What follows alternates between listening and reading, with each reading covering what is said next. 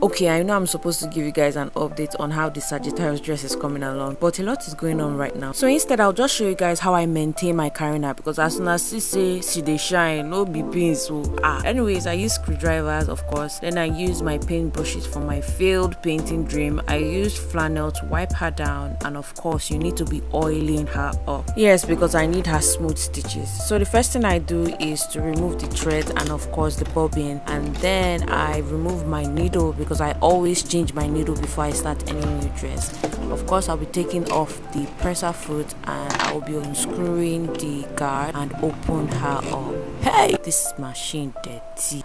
Ada, it's not fair. It's not fair. So basically what I do is to go in first with a smaller brush and use that to fish out, as if I'm fishing for fish, to fish out all the lint that is caught up at the back of my bobbin, and that's where lint tend to hide the most. I say let me remove my bobbin spinner, and chai, what greeted me was not funny.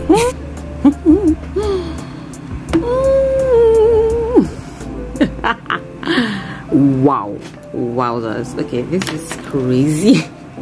The thing is, I service my Carina after every third dress I made, and this experience just made me shorten that time. It's most likely from now on going to be immediately after every dress because the lint buildup was just too much, and I think I'm going to get myself a mini vacuum because it was just that bad. And when I went in a couple of times, it looked sparkling brand new, and I just polished it a bit and it was time to oil. So what I do is that I take a very tiny brush, dip it in my machine oil, and then place it precisely where I want it to go, because you cannot just be pouring anointing oil inside machine. They have specific places where they go to. So I pinpoint where I want my machine to go, clean my bobbin case, place it back, test if everything was going well, place back my guard as well after cleaning it up, and I was done with that. I placed the tissue paper over where I've cleaned and then proceeded to clean my needle holder and my presser foot. I opened up the motherboard and damn, more lint was greeting me. Hey, I went again, I cleaned, I brushed, I polished, I used Q-tip,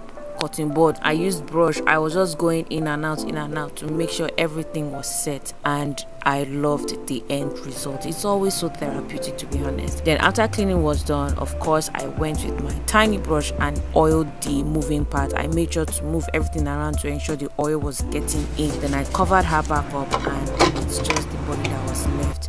I used the rag to wipe her down because that white needs to white, and this was how she was looking. I was so happy.